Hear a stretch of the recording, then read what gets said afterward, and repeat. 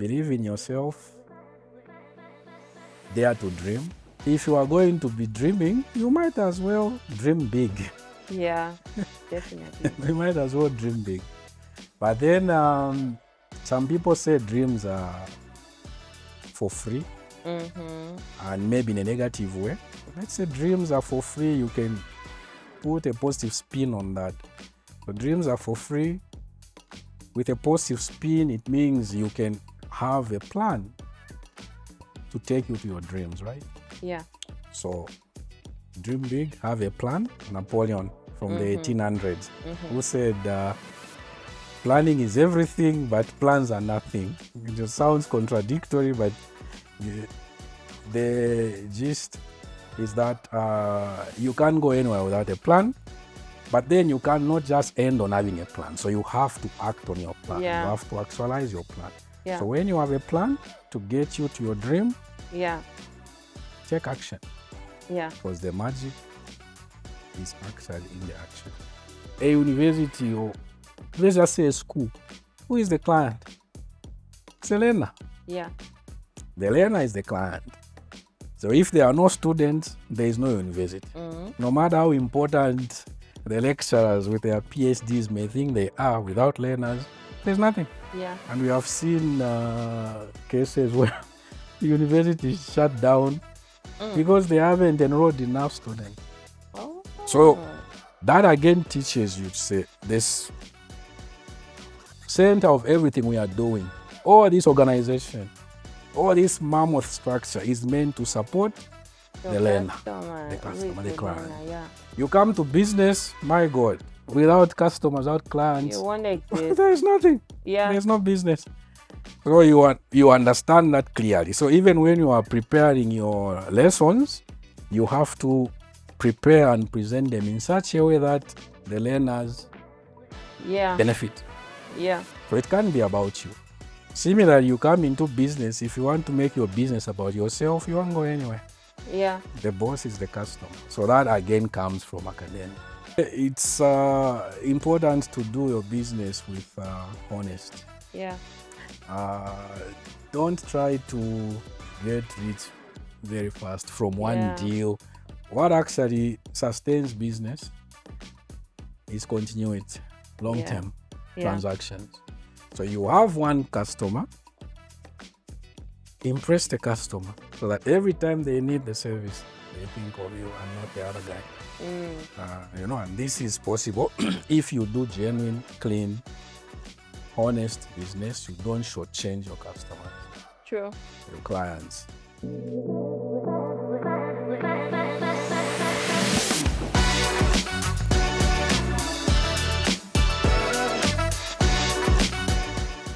Hello and welcome to the Money and People podcast, the show where we connect the dots between financial success and the power of human capital. Today, we are joined by Dr. Macmillan Simfukwe, who is the owner of the Sims Enterprise. Sure. Okay. And we are going to be discussing the topic trading, trucks, and transformation with a focus on the Sims Enterprise journey. Dr. Macmillan, welcome to the show. Thank you very much, Delia, for the invitation. And hello to our viewers. Okay.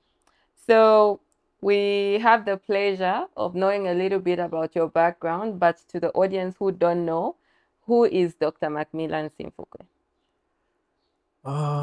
Macmillan Simfukwe is a Zambian, born and raised in Kitwe some 40 years ago. Okay. Kitwe, so Yeah. quite odd and not very odd. Not really. Life begins at 40. You see, I'll take that. Amen. So did my primary school in Kitwe, and junior secondary school also in Kitwe at Kitwe Boys Secondary School, grade 8 to 9, then grade 10 to 12. I was at Hillcrest National Technical School in Livingstone. After grade 12, I got a scholarship to study for a bachelor's degree in informatics. in the Russian Federation. Oh, okay. So I went to Russia, enrolled, got my bachelor's degree after 5 years. Then I was offered another opportunity to do a master's degree in the same field of informatics from the same university in Russia. So I did that and graduated in 2011. Oh, okay. Came back to Zambia in 2011, already married. Oh, you got married that side. Got married in Russia to a Russian lady. Okay. Relocated to Zambia together with a son. Okay. And I started working. First, I worked for Northrise University in Ndola. That was in August of 2011, but I was there just for 3 months or so. Then 7th October, which is this month, 2011, I started working for Mlongosho University in Kabwe. So that's how I relocated to Kabwe. And I've been in Kabwe since then, so working for the university.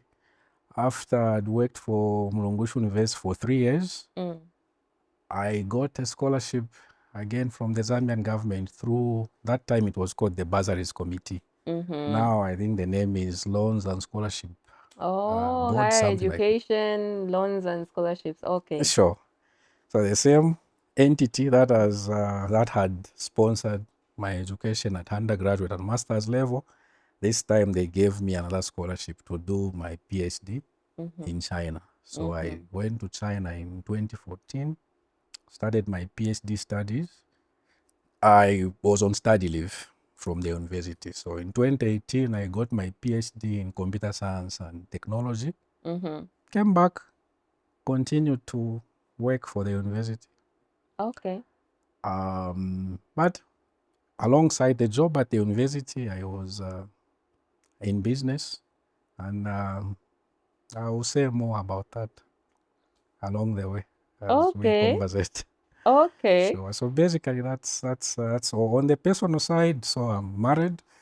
I've been married to my wife since 2010, so this is 15 years now. Wow. And I Okay. have 4 kids Okay.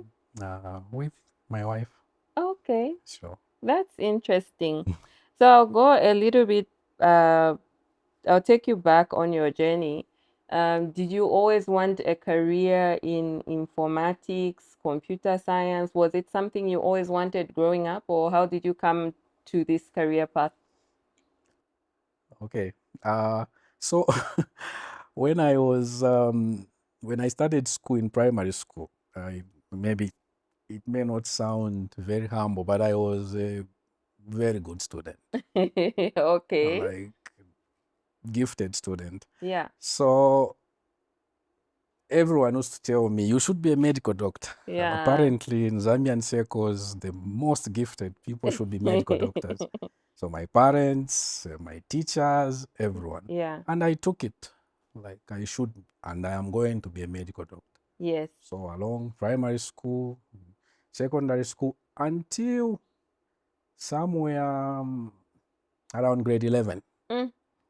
So when I was in grade 10 at Hillcrest, this is very interesting. The current Minister of Finance, Honorable Stumeko Msokotwane, apparently is also a former pupil of Hillcrest. So he visited Yes. our school, and he was driving a VX. I think he was in government or some NGO, I don't remember, but VX, Land Cruiser, and well-dressed. Yes. Very posh. And for some reason, he came into our classroom. You know, he obviously came to the school, visit the school he had been at before, and do some other things there, also maybe converse with administration. But it took time to come into our classroom and introduce himself. Okay. And I was just in awe, you know, like this man, you know, very polished, very educated. Yeah. What has he studied? So I said, Yeah. and it came out, he's an economist. Yes. So at that point, I said, oh my God, if being an economist would make me be that, that's what I want to do. Okay. So that was one side of it. The other side was I understood that I can't stand blood. I can't even kill a chicken, so Wow. So medicine was out of the was out of the question. question. Yeah. So economics came into the picture. Mm. So from then I thought I would be an economist. But I was actually in a technical class. I was taking metalwork, GMD, and GMD. additional maths. So it Yeah. was like engineering. But for some reason, I didn't want to do that. After I saw when I was What to make economics can do. so, so when I was applying for the scholarship to go to Russia, Yeah. I actually applied to go and do economics. Oh, okay. So and I was given the scholarship to go and do economics and management in Russia. Okay. I arrived in Russia, and 1 year, the first year, you have to do what they call preparatory studies. So essentially, this is you being taught the Russian language uh, for the first few months, and then later on, you continue the Russian language, but they add some subjects related to what you want to study. For example, physics will come in, chemistry will come in, biology will come in for those Yeah. aligned to sciences. For us, it was economics itself and mathematics and some other courses aligned to that, so that you could pick up the technical Russian language Yes. required for you to study in your degree program. So I did that. And then after 1 year, I now enrolled into first year for a bachelor's degree in economics and management. Started to go to school, attend classes in this course, but I had a conversation with a friend. Yeah. He who said, look, economics in Zambia, there are too many people who have done it. That's one. Number two, the jobs that economists tend to do in Zambia are actually done by people who have started other programs. Like, look, you'll be competing with someone who has done general management, business administration, and so on and so accounts, forth. yeah. And then, because this is a casual conversation, we are friends. Yeah. So, and there is also the issue of connections, and you don't have those connections. Yes. So this guy was a friend, but he was more exposed than me, at least with respect to this question. So I said, but what would you suggest? Said, you know what is hot now? It's computer science. Oh. Because, so this is 2005, Yeah. because I went in 2004, did the preparatory course for a year. So 2005, September, I started the degree program. So computer science, because everyone who graduated in computer science, I don't know, I don't remember exactly, but it was either UNZA or CBU in that year or the year before. All of them were recruited by Telecel that time and Celtel and the banks, and so okay. Yeah. So after a couple of days, I went to the international affairs office in the university, and I said, I want to change from economics Oh, wow. to computer science, which essentially, like in Russian language, reads informatics. So my Okay. program was applied informatics. Okay. So then they told me, no, but you can't do that. Said, but look, we are just starting and we are doing the same courses as everyone. Because this is just first year, first semester. Yeah. So even if I jump from what I'm doing into computer science, maybe 2-3 courses, Okay. in which I would need to adjust. Said, okay, it's understood. We can do that, but you need to talk to your government also. And so now in foreign lands, the government is the embassy. Yeah. So I picked up the phone, I called the embassy. There was an education attaché, and I explained my situation. Yeah. And the Zambian government, in the name of the education attaché, was actually not encouraging you to change programs. Oh. Because the government has a plan. So they know, okay, we are training so many economists, so many doctors, So you can't just start jumping from one to another. Yes. You have to give Proper convincing reasons, reasons. yeah. So the education attaché was a lady. The name has eluded me now. So I told her, Madam, please hear me out. I believe that there are two decisions that a man must get right in their life. Then she laughed. He said, Simfukwe, tell me what those two decisions. I said, number one is the choice of your career, because you choose a career path, you are going to have to stick to that for the rest of your life. The other one is the choice of your partner. Yeah. The person you marry. Again, you are not going to want to jump to change your mind. Yeah. from one person to another along the way. Yeah. So now, if you don't allow me to move from economics to computer science, informatics, which I am passionate about, it's like you are forcing me to marry someone you that don't I'm really want to not in marry. love with. It won't work. She laughed. Okay. But after she finished laughing, he said, okay, I'll look into it. Okay.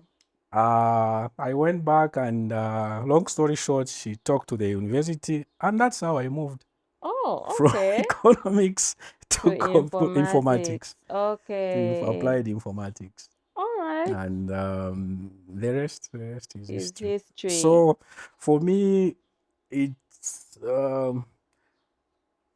I've always been a practical person. It's I don't subscribe to dogma. It's whatever works. So there are goals that you want to achieve, and whatever path will take me to those goals, but it has to be legal, right? As long as it's legal, I'll take it. Okay. So then, just after that conversation with your friend, you threw away that vision that you had of the VX, and because you were highly motivated to pick this path.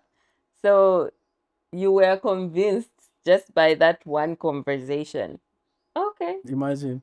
Maybe also it's a mixture also of being young and spontaneous. And I think at that age, you're looking for those kind of conversations, say, what is marketable? What is going to at least almost guarantee me a job? Sure. Yeah, okay. And you also mentioned when you were explaining about yourself to say when you had completed your bachelor's and you came back to Zambia, you were married, right? When I completed because I did 2 degrees in Russia, the you did your bachelor's degree and the master's. Yes. So you were saying when you were now coming back to Zambia, you were married. I was married. And then you mentioned to say you even had a son then. Then you had to now go back after 3 years of working to do your PhD. So did you go back with your family? How was the dynamic with that arrangement? Okay, good question. So I'll step back a bit. So to explain this, why the decision was spontaneous, like why I could easily jump. Oh, yes. So I'm the firstborn in a family of 6. And for me, it was always clear about what the capacity of my parents was in terms of supporting the family. And I knew at an early age that I needed to somehow move fast. Yes. With my education and build a life and start supporting help financially, out. Help out. So even the issue of looking for a scholarship, that came from a clear understanding that my parents were not going to be able to pay for my tertiary education. Okay. So I had to do very well in grade 12 so that I could get a scholarship. Okay. Okay. And then when I'm in university, I have to pick a program that is marketable so that I can quickly get a job and help to support my parents and my siblings. So that's where that is coming from. Okay. Now, coming to your question of going to do my PhD in China. So that time I was already working from Longushu University. And when I got the scholarship, ideally, I was supposed to go with my wife Yes. and the boy, because we had a son then. Yeah. But we didn't do that. We couldn't go together. Oh. Because that time we had started a business, a trading Okay. business. We were Okay. trading in auto spares, spare parts for vehicles. Mm-hmm. We started the business in 2012, so just a year after we moved into Kawe. And 2014, when I was supposed to go to China, the business has already gotten on. Oh. So now, if we had gone, all of us, my wife, the entire family, then that business would have had to be shut. Yes. Yeah. It was a difficult decision to make because my wife is not Zambian. Yes. And so it meant that I had to go to China and then live here, specifically to keep the business running. Oh, wow. By the grace of God, she agreed because she saw the long term vision as what we really wanted to do with that business. So she Okay. remained behind Mm. and did a great job with the business. She successfully managed the business for the entire time that I was there. Of course, I used to come back during To visit. Yeah. breaks. So, like a semester is 4 to 5 months, I would be here. But most of the time, I wouldn't be here. So, she's the one who held the business together. Oh, okay. That's very And interesting. So, at this point, when you look back, how do you perceive that support from your partner in terms of achieving the goals that you set out in both your traditional career and your business? priceless, Okay. really priceless. And I would have understood if she declined to remain behind. Mm-hmm. You know, I would have understood her very well. So, what can I say? I've been lucky.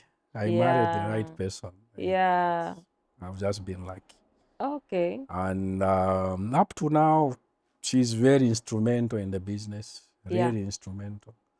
What's her background? Is she My wife, also, yeah, in terms of she studied the same as you'll you? be surprised. She's an economist. What? So she was in that class that you jumped from? No, we were not even in the same university. She went Oh, to a different university. We just met uh, outside the and fell in universities. love. You and Dr. Luvinda Hawazoka need to tell us what happens when you people go to Russia because I think he also found someone there and married someone there. So, Okay, that's really interesting. What's one daily habit that helps you to stay disciplined as a business leader? okay, so I am inherently a person of routine. I really Ah, love consistency and structure, and I can't stand chaos. So I, I do roughly the same things every day. Roughly the same things. oh, So I wake up around 5:30 a.m. yeah, Uh, do prayer and meditation, yeah, few minutes. Then I would exercise yeah. just at home. And as I do my exercises, because I love gardening for some reason, so I would Mm-hmm. also throw around the hose pipe and I'm watering the Oh, plants. By the time it's hitting maybe 6:30, so I conclude with that, get ready. Then 7 a.m. or so, take the kids to school. yeah. So as we drive to school, then we catch up on some issues happening in their lives. I drop them Okay. at school, maybe after 10 minutes or so. Then from there, I go to the office. So I would work, normally I work from 7:30 in the morning up to 7 Yeah, p.m. in yeah, the night, you know. So it's essentially the same things. And if circumstances allow, I always like want to have lunch with my wife. Oh, So lovely. So that are is, you still like working together in your businesses currently? we are working together, Mm-hmm. but my wife is now more focused on the hospitality business. So the restaurant and Oh, events business, that's where she's more focused. But she does participate in the other ventures. But most of her time is spent there. So when it's lunchtime, I go there and we have lunch together. okay. Then I go back to work. So the kids, I see them in the morning and also In the in the evening. evening after 7, help with homework Okay. here and there. My wife lunch and also in the evening when the kids. So basically just that, Having a routine and structure. just the same things, Okay. that's the same thing. So that sets my day. Like, For success. sure, I Okay. always everything I do it for my family. So at least I start my day with my family and also end it. With your Sure. family. That's interesting. And something that you mentioned now has sparked an interest for me in terms of as a person that is in business and you are collaborating with your spouse in business, do you ever have different opinions about how to run the business, how to expand the business, or how do you just deal with any conflict that may arise by just not being on the same page in terms of the business, how it should be run? Yeah, that's obvious. That's very normal. You have two people, you always have two opinions. Yeah, You have three people, there will be three opinions. yeah. So the key is to reconcile the opinions with respect to the goals and Okay. objectives that we intend to achieve. So we hear each other out. Mm-hmm. And me and my wife, we are very different people. Okay. Obviously, skin color, but you know, Yeah. plus other things. Yeah. And those differences happen to now be like complementary. Oh. She like she sees things I can't see. Okay. That's interesting. And that is very beneficial, Yeah. like for me, be it in business and otherwise. I would have one view of something and I talk to her and she just sees it from a different direction. Say, my God. You know. So yes, so those are there, but we talk. And it's not Okay. like you talk and you immediately agree. Sometimes it takes Yeah, it even a takes number of some time. days. You talk, you Okay. hear each other out, but eventually, eye is on the ball. So, what is the objective? What is the goal? And you pick the position that speaks to the achievement of the set objective. Okay.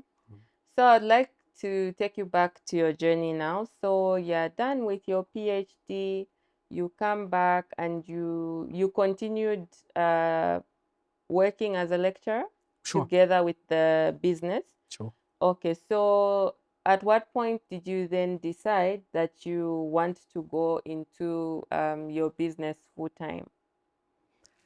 Okay. So, when I got my PhD in 2018, Mm, yes, I had to resume work. So, yes. I was given a study leave.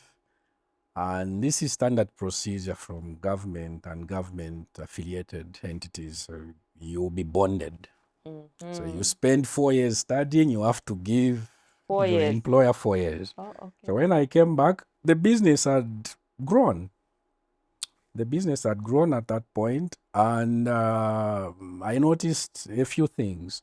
Number one was that the business was giving me more money than my job Really? in academia at that And point. sorry, at that time was the business just the auto spares business still?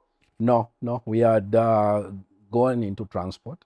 Oh, We okay. had gone into transport, and my wife was spearheading the events planning Okay. business because that has really been like a baby.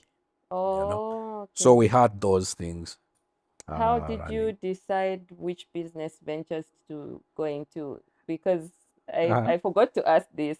How did Sure. you decide to go into the auto spares? Okay. So for all the businesses, it's different. Different scenarios of entry. But then the main theme is that, but at least based on my experience, business is opportunistic.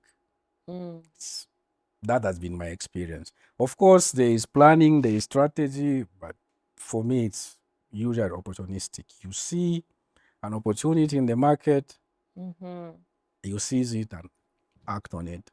So, that's how it's been.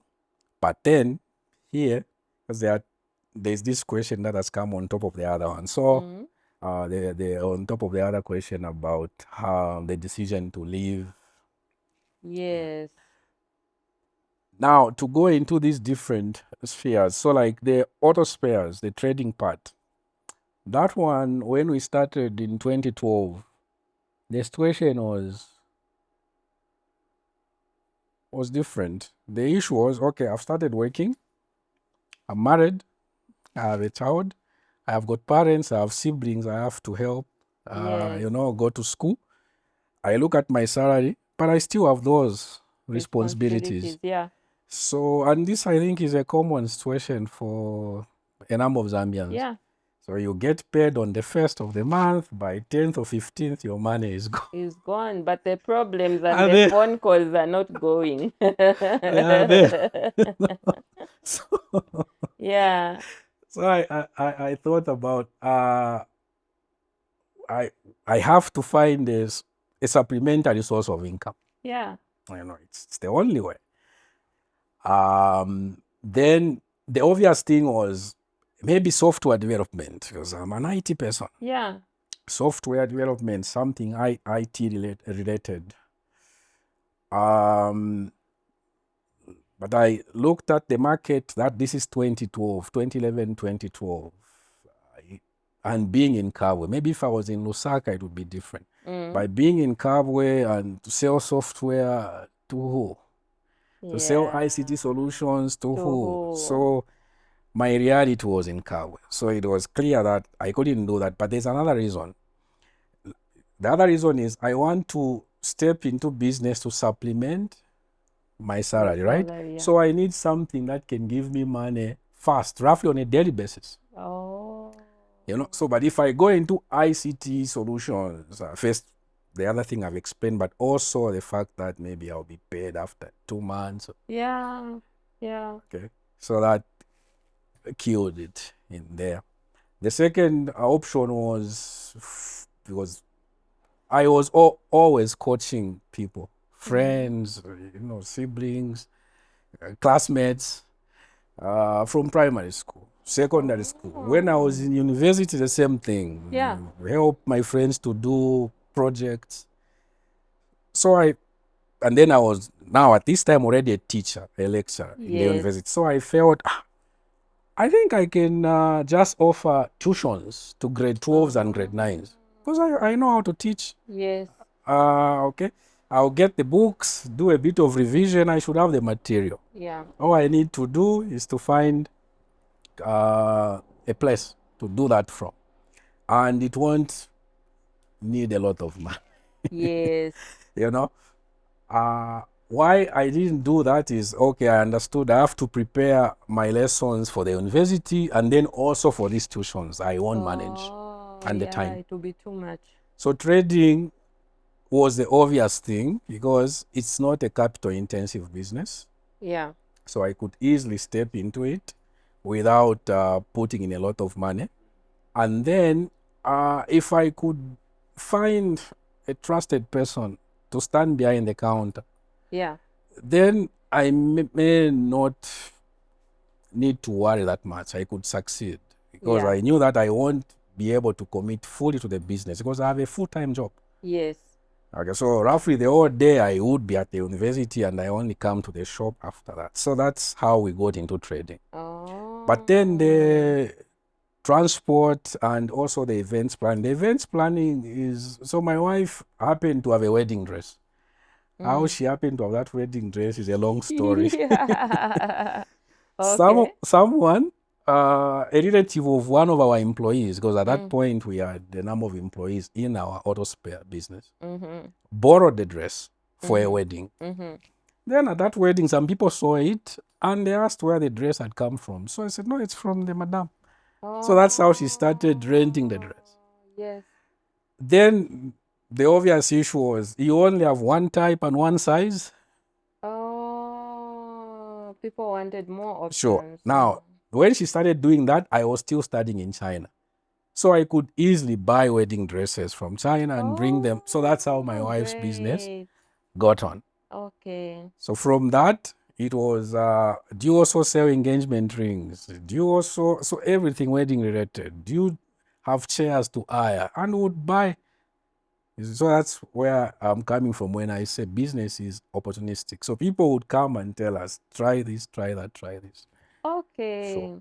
But also someone watching this will be like, okay, but where did they get the capital for all this? Because they may be feeling inspired, but they don't have money to spend. I understand. Yeah. I understand. So, like I mentioned, the reason for going into trading is that at that point, I felt that it didn't need much capital. But I went into spare parts because there is an uncle of mine who had been doing this same business on the copper belt. So I spoke to him, and first I saw that he was doing well. Yes. From that business. Yeah. That motivated me to talk to him. So when I spoke to him, I was even more motivated. I went into it. The capital came from my salary because I was already working. Yeah. But when I started to do the business, and auto spare business is very capital intensive because you are going to have even over 5,000 different items in your shop. Because you have a Vitz, you have an Auris, you have an Axio, these different things. Yes. So later on, I understood that, you need, but then the business was already promising. So even if it was asking for more money, it was justifiable. Okay. It was justified. Yeah. So I would, when there's a surplus from the salary, would put in there. But again, because I am in formal employment, so I qualified to get a loan. Yeah. Yeah. So somewhere around 2013, beginning of 2013, I got a salary-backed loan. Okay. And that money, I just took the money and went to Dubai with my uncle from the copper belt. Okay. He's the one who took me there. He showed me around.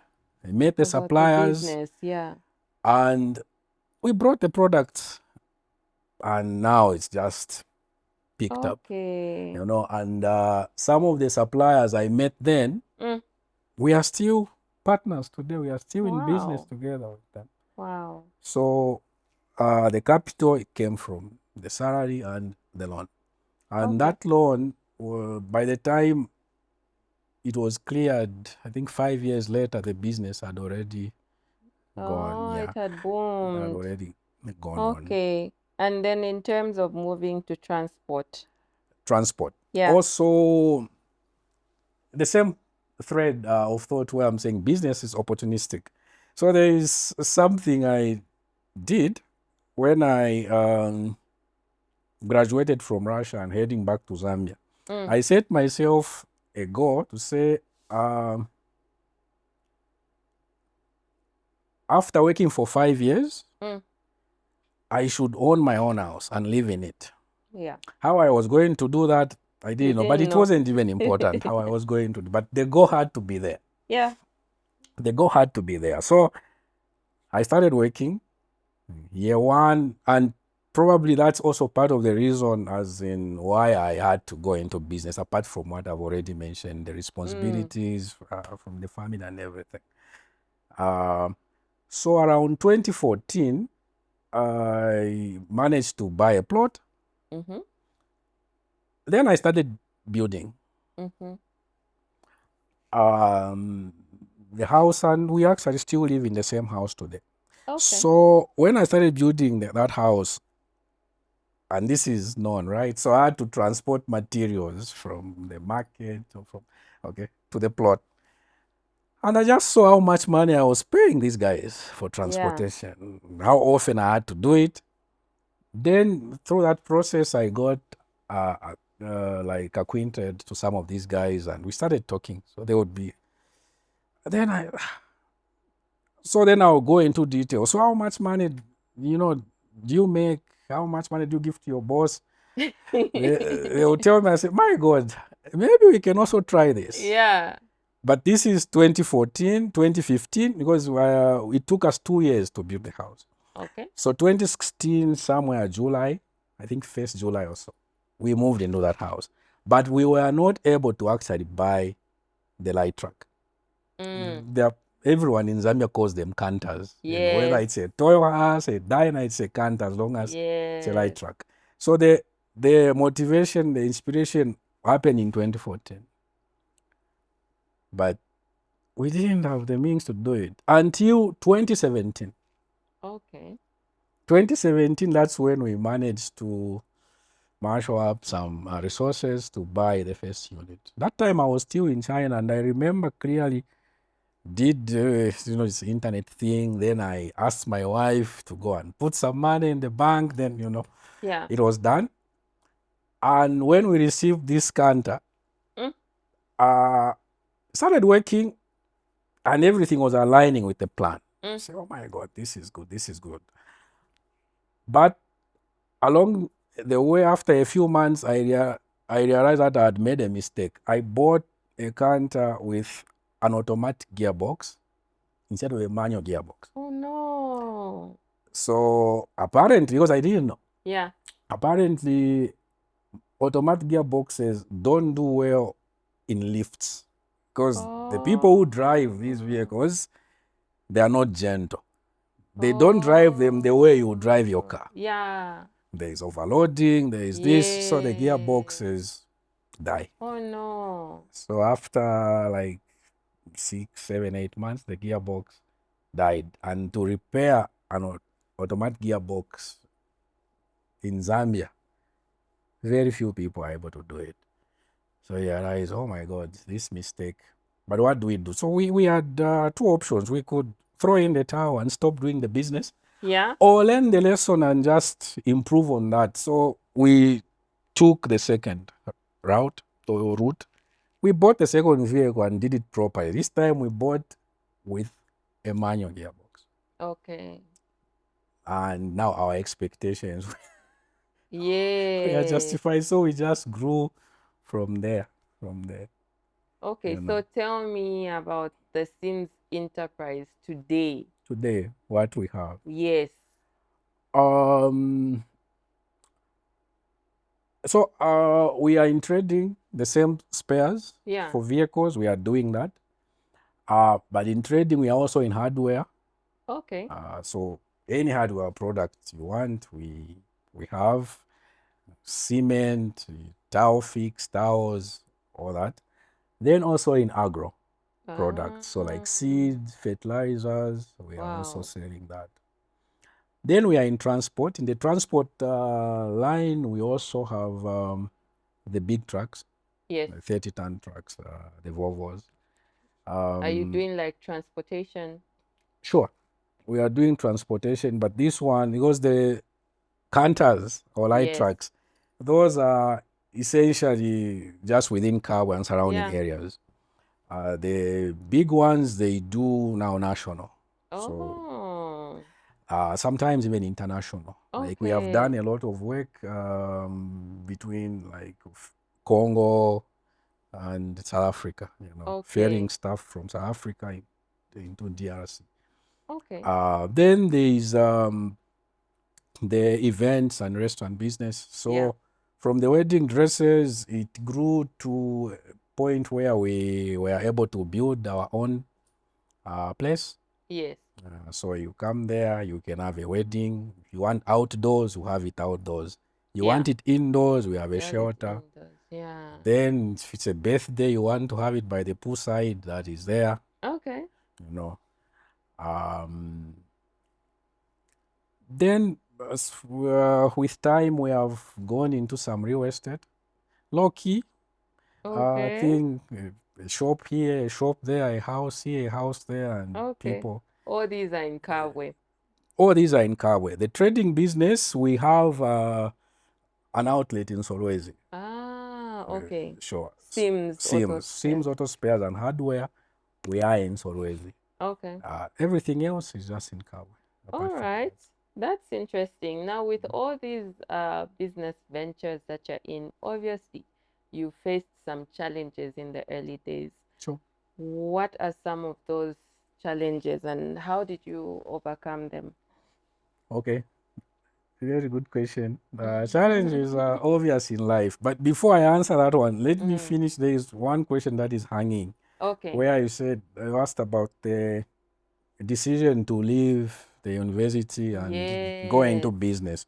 So, like I said, 2018, when I came back, if I could leave at that point, I would have left.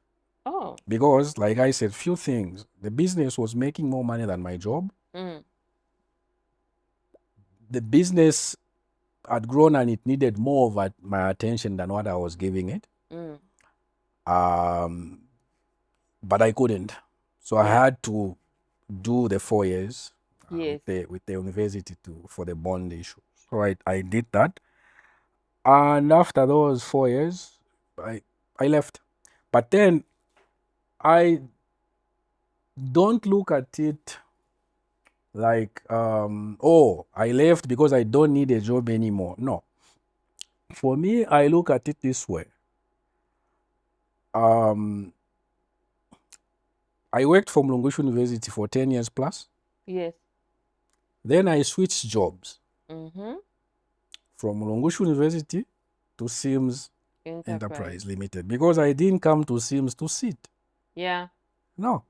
I work just as hard and maybe even harder than I used to do for the university. So it's still work, effort, time that you have to give to the venture. So I look at it this way, just the same way some of my colleagues moved from Lungushu University to other universities or other organizations. I moved to Sims Enterprise Limited. So I work there.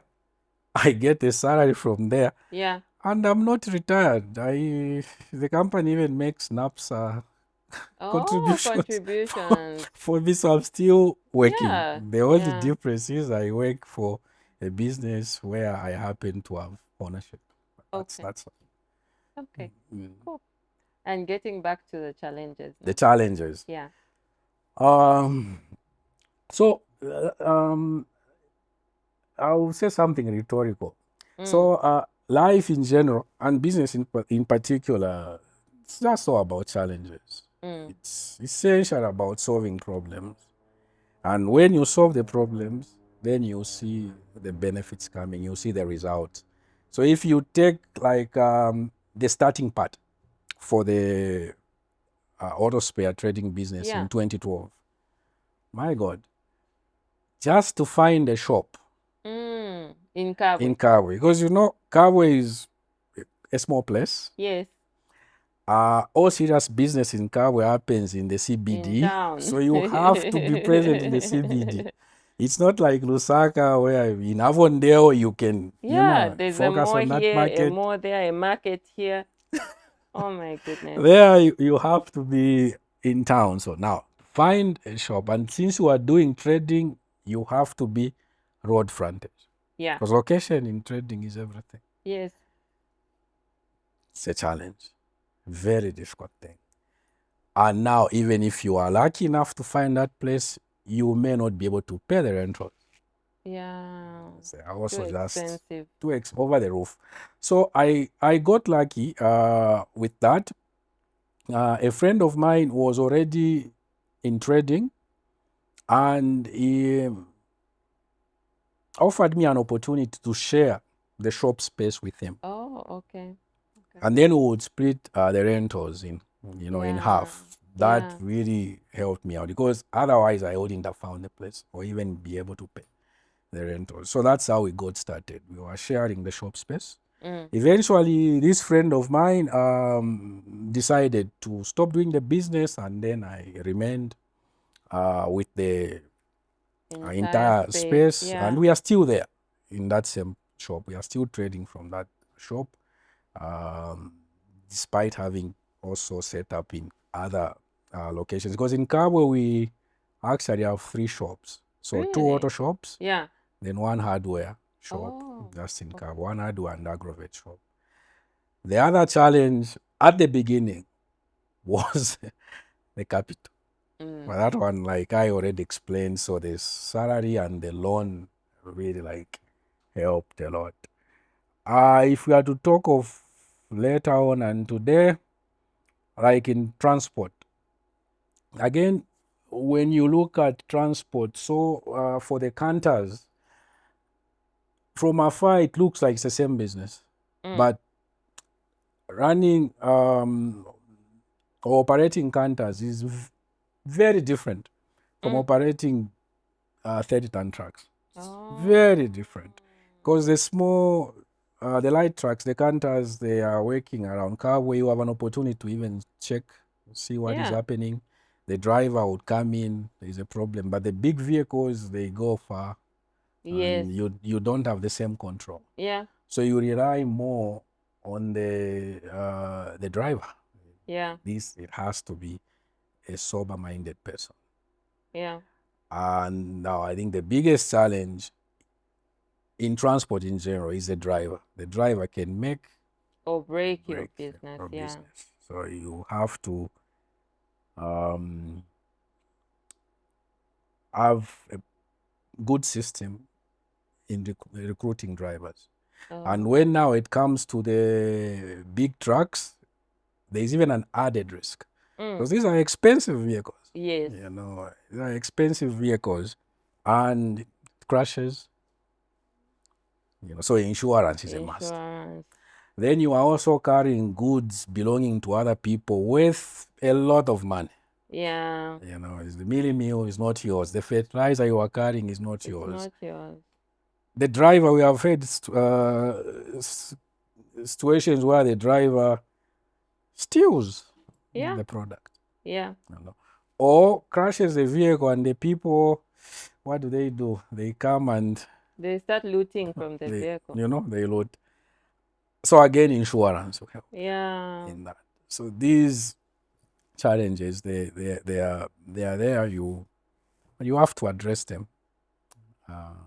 Otherwise, you don't get the benefit if you don't address the challenges. Yeah. And now you've been talking about the transport business, the Sure. trucks and all that. And the perception by people looking outside in is for you to even have a contract to be the transporter of certain goods and services, it's quite competitive.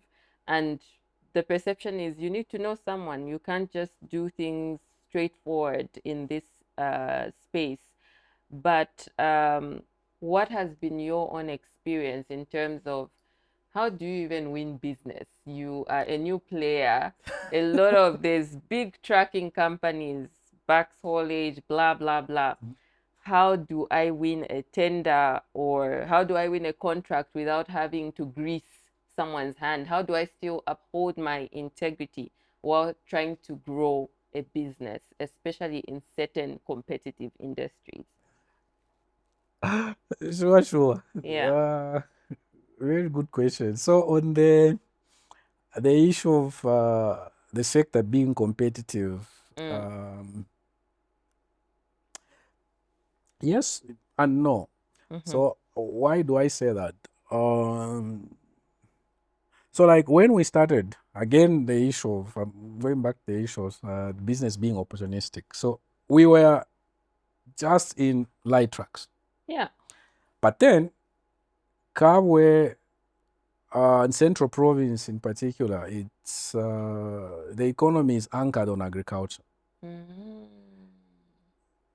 You know, everyone who lives in Central Province knows this. When the farmers have money, we are all Okay. you know. When the farmers don't have money, like when we had a drought, it was bad for everyone.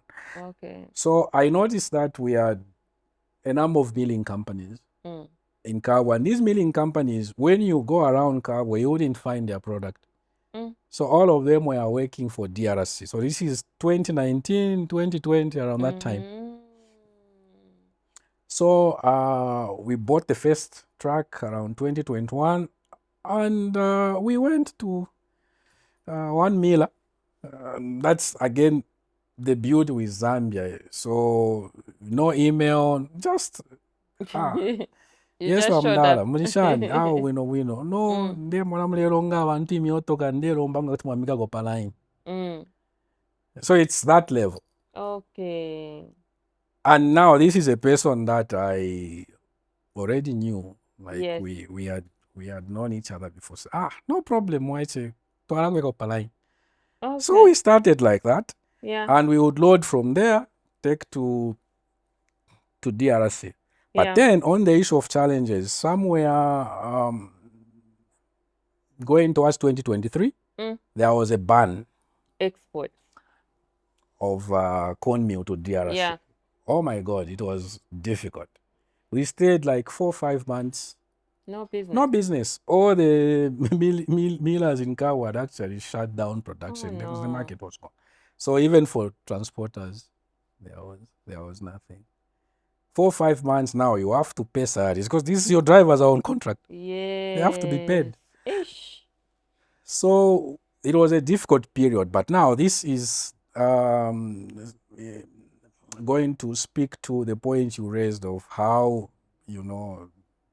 move about and build relationships. So the same people we were ferrying cornmeal for from Kawe to Kasumbalesa, Yeah. because DRC people have to eat. Yes. So they were forced to find another source. Oh. So they found a source in South Africa.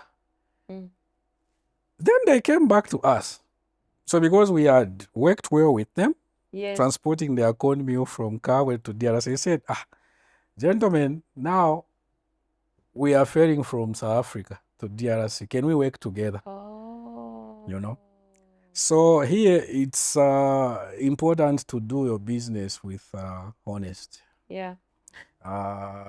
Don't try to get rich very fast from one deal. What actually sustains business is continuity, long-term transactions. So you have one customer, impress the customer so that every time they need the service, they think of you and not the other guy. And this is possible if you do genuine, clean, honest business. You don't shortchange your customers. True. Your clients. So that helped. And from 2023 onwards, we were just doing that until recently the government opened. Yeah. Sure. So on the part of contracts, you mentioned that in the trucking business, the contracts are there. But there is a requirement. In order to get a contract, you need to have 5 to 10 trucks. Most companies will demand that. So when you are starting, you don't have 5 to 10 trucks. Yeah. Even I don't have 5 to 10 trucks. As Yeah. of today, we are standing at 3 trucks. Oh, okay. So the jobs we do, it's not with big companies. It's with farmers. They have their maize, soybeans they want to bring into Lusaka. We do that. The traders at the border, we do that. Okay.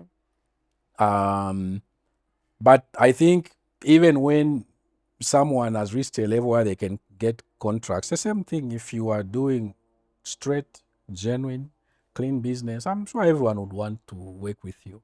Okay. So it seems like when you want to do things the right way, you take long to get to wherever you want to get. But actually, you are doing yourself a favor. Yeah. When you have a good and clean reputation, it will speak for you. And the opposite is true. Yeah, that's very, very true. Okay. And I think in addition to the party that you've dealt with coming back, they will also refer you, and the power of referrals, positive referrals in business, it can't be overemphasized. Sure. Yeah. Sure. And you have your own Sims branded products. Yes, we do. We do. That's the lubricant. We have lubricants, we have batteries, car batteries, solar batteries. We also have oil filters, air filters that are branded Sims. Okay, so how important has it been for you to build this identifiable brand in your journey? Okay, so the initial motivation was we wanted to differentiate ourselves to some extent, as the market is competitive, so many players. And sometimes people would come and they say, you are selling this at this price, but I found it in the other shop. It was at this price. And so for some of the products, we said, okay, we differentiate ourselves by branding them. So if someone comes, say, okay, it's a Sims branded battery. Yeah. It's not the same thing that you found in another shop. You know, and that helped also with our customers in terms of the added confidence. So, okay, if these people are able to stand behind their product, then yes, the quality has to be good. So it has helped. And these same branded products, because we get them in bulk, so we even do wholesale. Oh. So you find them in some of our competitors' shops. So they are also selling them. So it has helped in terms of differentiation, but also in terms of forming a sort of cooperation with some of our competitors who tend to also buy the same products on wholesale from us, and they sell. They also make a profit on them. So there is that cooperation. There is another level to that, but this is all in hope. We hope that at some point we should be able to do some backward integration and maybe manufacture some of these products here in Zambia. And it should be easy for us to do that because the brand would already be known. Yeah. Okay. Yeah. So some of the products, we are getting them from Dubai, the branded ones. Some from China, which was necessitated or made possible by the fact that I actually studied there. So when I was doing my PhD, I also used that opportunity to create relationships in China with manufacturers. So in future, possibly, we can start manufacturing some of these products here. And like I said, the brand would have already been known, so would have less work to do in terms of marketing and getting the word out there. Okay. But in the early days, how easy was it for people to accept the brand? Because you know how Zambians are sometimes. I don't mean it in a bad way. I just mean it like people will be used to certain brands. So when there's a new brand, how did you get people to buy into your brand? Sure, I understand very well. So there are even some funny scenarios like the customer comes, says, Wasims, namwamba nokupanga oil yenu tekupe noku. You know? Yeah. So there will be cases like that. But then we actually started with the oil. We started with the oil, and it was a by the way thing. So at some point around 2019, we became the distributors for Castro products in Central Province. As you know, the authorized distributor for Castro products in Zambia is Dana Oil Corporation. Yes. So Dana Oil Corporation, they had an initiative where they wanted to have distributors in the provinces. So we applied and we were picked. So we started doing that. So all the people wanted to retail Castro products in Central Province were buying from us as opposed to buying from Dana. Okay. They would, even if they bypassed us and went to Dana, Dana would send them back. Say, go and buy from Sims. You know, so now Castro products are premium products, so they are priced higher. So when we would go around to supply our customers, they would tell us, why don't you also bring the cheaper oil? Because the cheaper oil predominantly comes from Dubai. Say, okay, we can consider that, so that as we are selling Castro products, along that we can sell the cheaper oil. But because it's wholesale business, we had to get huge quantities from Dubai. Now, the supplier in Dubai is the one that suggested to say, Sims, since you are getting these quantities, why don't you just put your name? So when we talk to customers, we'll say, look, this is the same oil as this brand you have always been buying. There is just our name here. Try it. Or sometimes we give some sort of guarantee. If it disappoints, we'll refund you. Things like that. And people would use, once, and they come back, and it has gone like that. So from the oil, we move now into the other products, the batteries and filters. And you check our vehicles, they all are fitted with Sims branded batteries. Okay. That's interesting. So it wasn't easy. Yeah. It wasn't easy. We had to talk to people until it got on. So in Central Province, our products they are well known. They are known, and in Solwezi also, where we are, we even used to supply into Kitwe. We had some players we were working with, and in Dola, there also. Okay.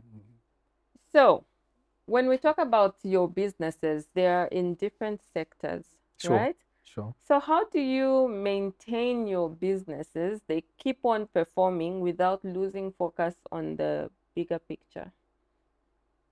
Okay. So that one it's easy to do also.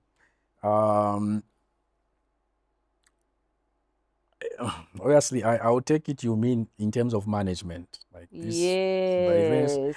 So from outside it looks to be complicated, but inside it's not that complicated. I think basic management says a person can manage at most 7 units. Really? Even I didn't know that. There is that. There is that. So Yeah. 7 units. So you beyond that, they start failing to do it. So you try, of course, not to reach 7. Yeah. So when you look at us, we are what, 3, 4 areas. Oh yeah. Okay. But then inside those areas, again, we have teams. Yeah.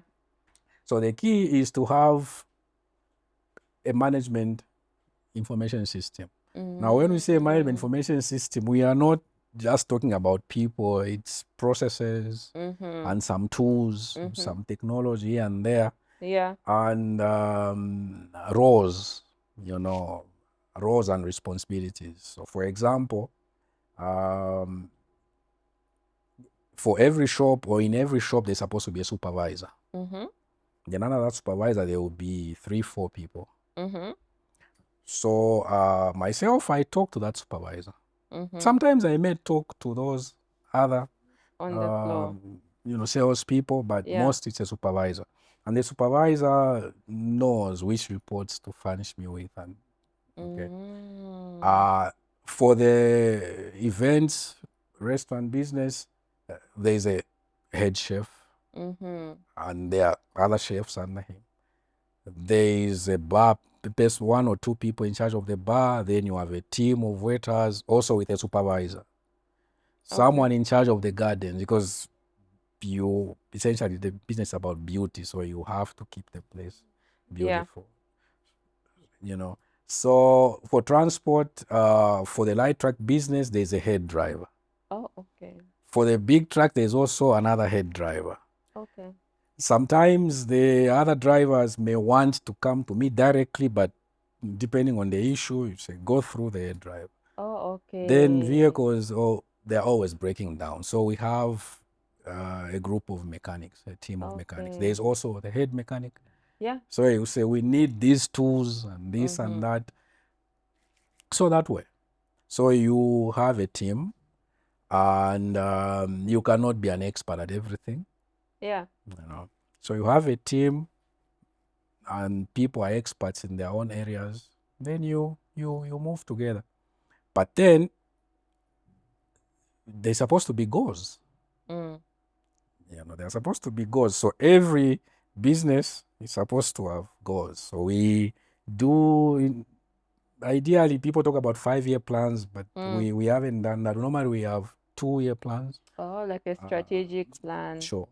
That okay, so okay, for 2025 we are supposed to do this, and you break that down into months, weeks, so you see where you are going. So each of our businesses has those goals, and each of them is supposed to contribute to the main pot. So it's easy. We can pick an example of even like a vehicle or a truck, like a canter. It's supposed to be efficient and self-sustaining as a business unit because it brings in some money, but also we have to pay the driver, we have to buy insurance, we have to pay road tax, and we also have to do repairs and maintenance. Yeah. So how much is coming in versus all these expenses? And it's clear. You can see whether it's viable or not. And if it's not viable, you take measures. Otherwise, there is... And the same now applies to the shops. The shop, if it's rented, it has to be able to pay its own rent. Yeah. Pay the workforce. Maybe at the beginning when we just open, it's not possible, but eventually it has to be able to do that. If it's not able to do that, then it's not worth your time and effort. It's better you shut that thing down and direct your resources and efforts to the other ventures. So it's basically that's how we do it. Okay, so you've talked about in terms of just the bigger picture and managing the businesses, but what about the finance side? Because you also obviously need to ensure that you manage these businesses correctly. Of course, there may be seasons where one business is doing better than the other, but there's also the aspect of, yes, you can use these funds, support the other business and all that, but in doing that, you want to avoid financially mismanaging the business. So how do you just make sure that you have a strong grip on the financial management part of your businesses? Yeah, so that is actually a difficult question and a difficult thing to do. Yeah. To separate, Yes. monies that belong to Business A from that belong to business B, and we are human, we are emotional beings. So when you go into something, you get emotionally invested in it. So even when it seems like it's not working out, you feel maybe if I just push in more resources, I just give it more time. And where are you going to get those resources from? It's from the other ventures that are doing well. Yeah. But then if you overdo that, you do it to the detriment of those businesses that were doing well initially. So that is difficult to do in reality. It's easier said than done. But you have to try to do it. You have to try to separate the money from the businesses. Okay. But like I said, it becomes clear very quickly whether a business is viable or not. I think what is difficult to notice is when you are actually spending the money elsewhere. Let's say on your lifestyle. That is more difficult to notice, even to manage. But if it's, I'll give you an example. So let's say you have this truck. Today, the gearbox has a problem. You get from the other vehicles. You fix that. It goes back on the road. Another day, the diff, 2 days. Yeah. The diff has a problem. Again, you fix the diff. Works for 2 days. The engine, you fix that. Again, a couple of days, the driver has hit into something. It's clear this is not working out. It's just your village swallowing. People are against you. So it's just swallowing. So at least this particular vehicle, sell it out, sell it off to other people. I hear you. So you need to make some of those strategic business decisions, but also to note what is working and not working out operationally, and to make those decisions that will help your business. And when you remove emotions from the equation, it becomes easy. Okay. There are some parts of your business decisions that you make today that may have been impacted by your journey in academia. Yeah. Do you think that even though you left that side, that it has had a lasting impact even on your life as an entrepreneur? Sure, and in a big way. Okay. In a big way. Like they say, no knowledge is wasted. Yeah. No knowledge is wasted. And having worked in a university, and universities are essentially centers of excellence. Mm-hmm.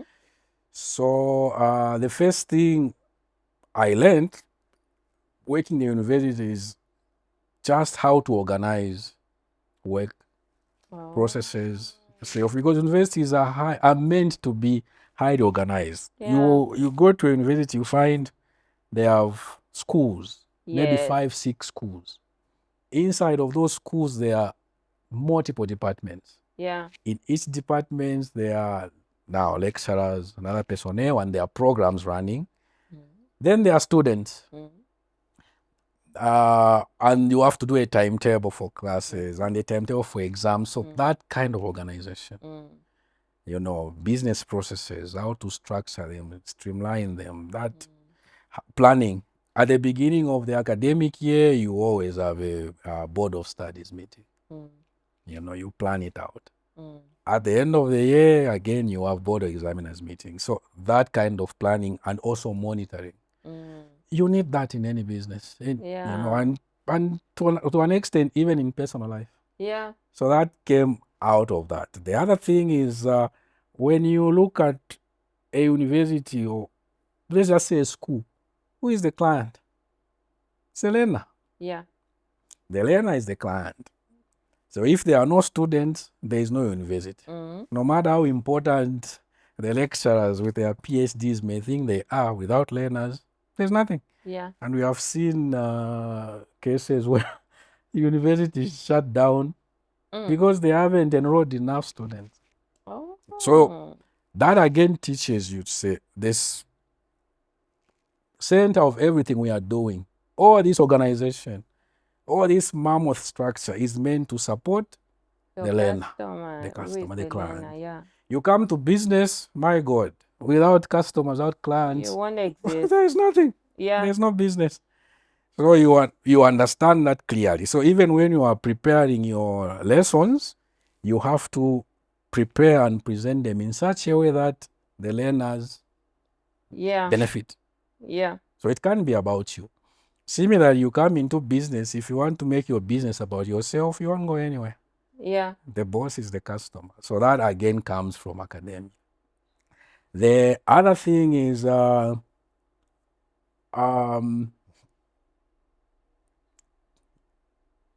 continuous learning.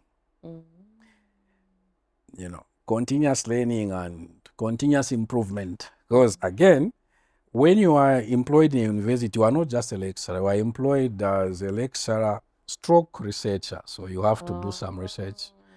And some people end up going more into actually the direction of research. So which essentially is about being on the frontiers and always being aware of new developments and somehow bringing that on board, new ways of doing things. Yeah. And that is crucial also in business. Okay. You have to strive to improve continuously, and you only do that by learning. Even just seeing what is happening outside is learning. Yeah. Now, if you don't do that, you won't go far. So in a way, apart from the degrees that we get or give, an academic setup teaches you one fundamental thing. That education essentially is about you acquiring the ability to learn. Yeah. So when you learn how to learn, you can do anything. Yeah. Because like I said, business is opportunistic. So you can see that, maybe there's an opportunity in transport or in grain trading or in gold mining, but you are not into that space. Yeah. But if you know how to learn, you will quickly learn how, how to do that. So that comes from there. So in a big way, really, it's been helpful. Okay. did you face any backlash making that transition from academia? I'm sure people asked if you were sure about what you were doing. Obviously yourself, you knew that, okay, the business is It's okay. generating more money than my income from being a lecturer. But obviously there are still some people who thought, but he did a PhD. Why has he now abandoned all that learning or all that school to do To do this. business? And how did you handle any such opinions? The backlash actually it's still there. Oh, really? It's still there because some friends, some relatives, they would say, what are you doing? But then again, you can't manage to explain to everybody, right? Yeah. But then a substantial one came from my parents because Okay. my parents believed, they still believe in education very much. And Yes. I still do, I believe in education in a Yeah. big way. But for them, maybe I don't want to say their belief is bigger, it's just different. The fact that they themselves were not that educated. Both of them didn't go up to tertiary level. Oh, okay. So there's, I suspect there's a feeling in such people to say, if only I had that level of education, I could have done better. Now, since for whatever circumstance they don't have it, they want their children to have it. And I did get that. Then all of a sudden, it's like I'm leaving this. So it was The ideal is formal employment is like the epitome you know. of So it was from my parents, no, muchiriaba icheimwe, tonkanye nipo fio kubomba, see how you can mix it up. I said, but yeah. I know what I'm doing. I know what I'm doing. So with my wife, it was easy because we see the numbers. Yes. We could see the numbers, and we saw that I was needed to be more in the business than I was. And you won't believe. So there is a test I used to do in those days, because we had like been doing the business side by side with the job for like a decade.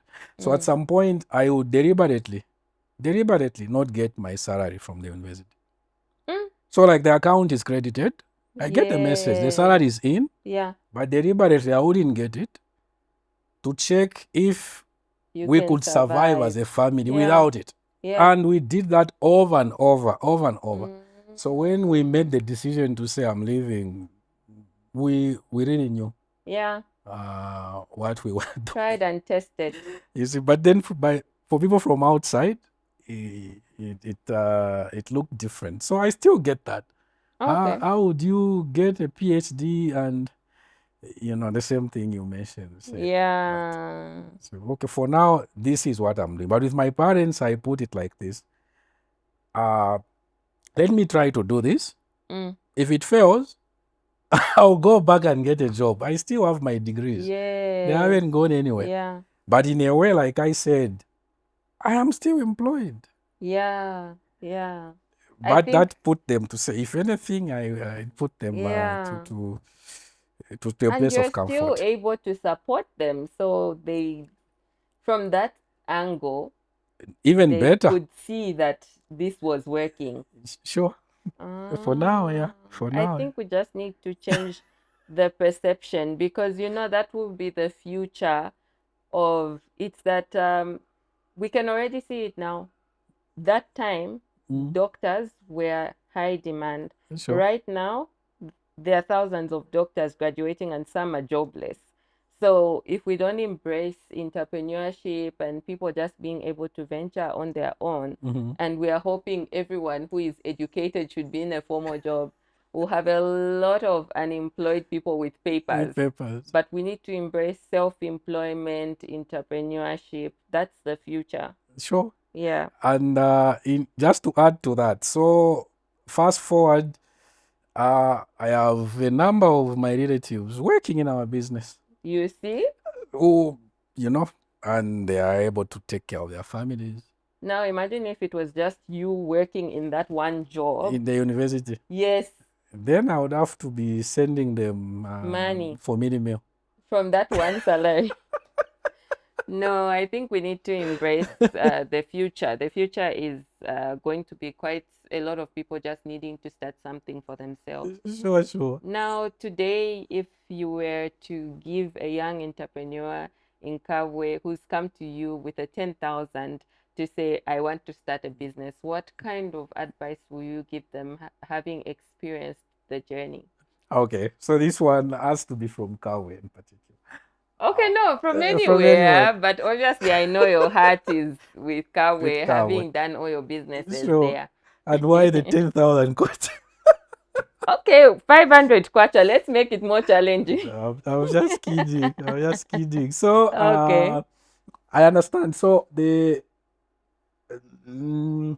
first, I want to point out that apart from trading, there are several other forms of business that Yeah. one can do.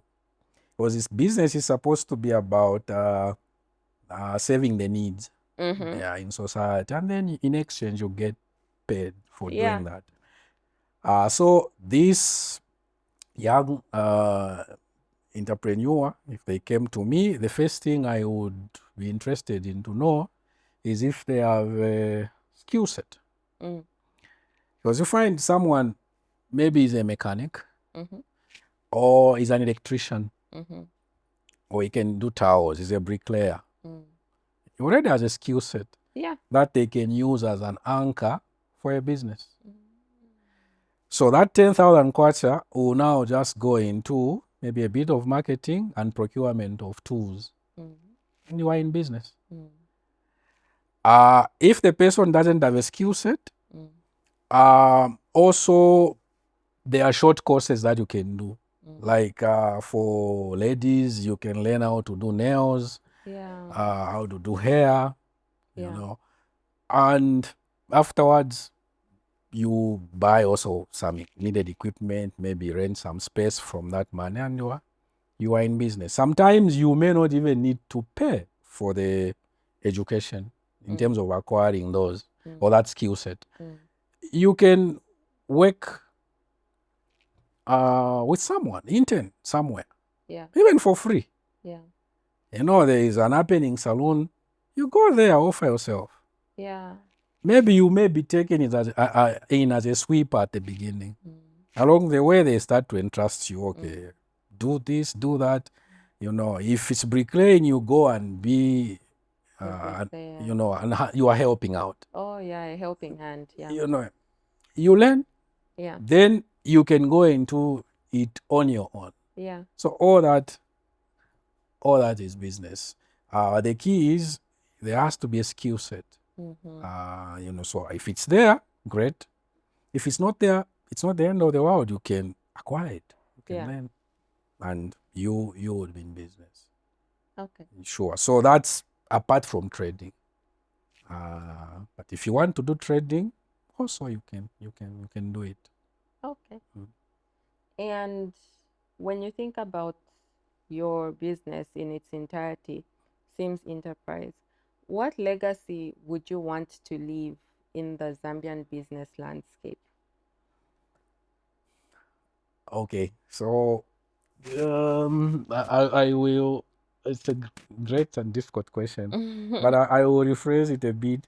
So, what legacy would we like to leave, or do we hope to leave? So, I would like to add the word hope. Hope. You know, we can only hope, and like they say, hope dies last. Yeah.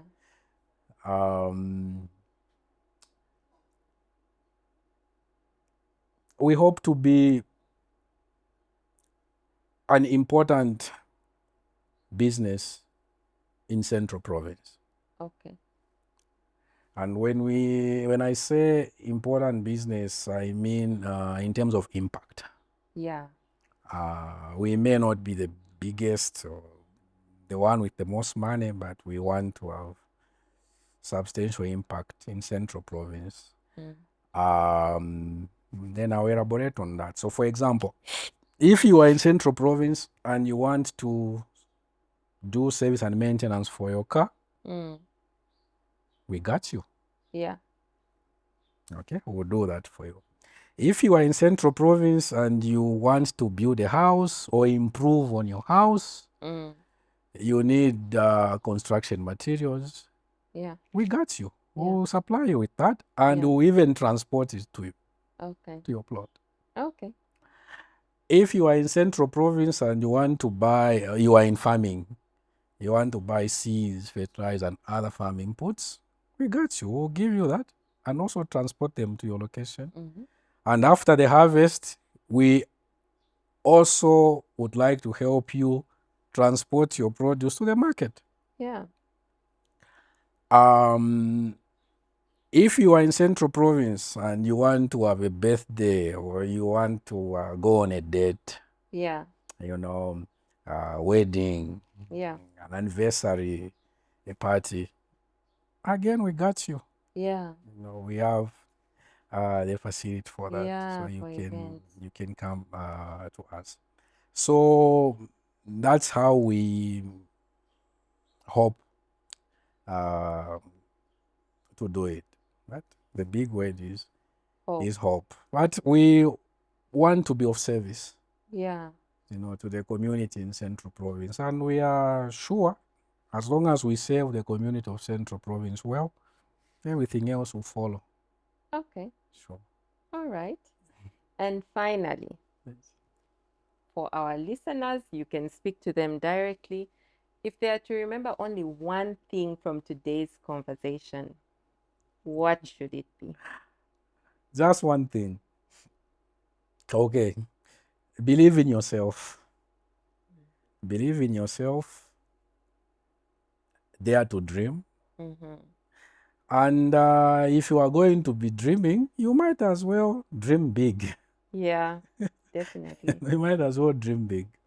But then some people say dreams are for free, and maybe in a negative way. But let's say dreams are for free. You can put a positive spin on that. So dreams are for free. With a positive spin, it means you can have a plan to take you to your dreams, right? Yeah. So dream big, have a plan. But again, there is this French emperor, Napoleon, from the 1800s, who said, planning is everything, but plans are nothing. It just sounds contradictory, but the gist is that you can't go anywhere without a plan, but then you cannot just end on having a plan. So you have to act on your plan. Yeah. You have to actualize your plan. Yeah. So when you have a plan to get you to your dream, Yeah. take action. Yeah. Because the magic is actually in the action. Okay. Thank you so much, Dr. Macmillan Simfukwe, for sharing your journey with us. Sure. And to you, the audience, we have been talking about the Sims Enterprise journey. What stood out for you? Please type it out in the comment section. Don't forget to like, comment, and subscribe to our YouTube channel. This has been an episode of the Money and People podcast. Thank you for watching. Bye.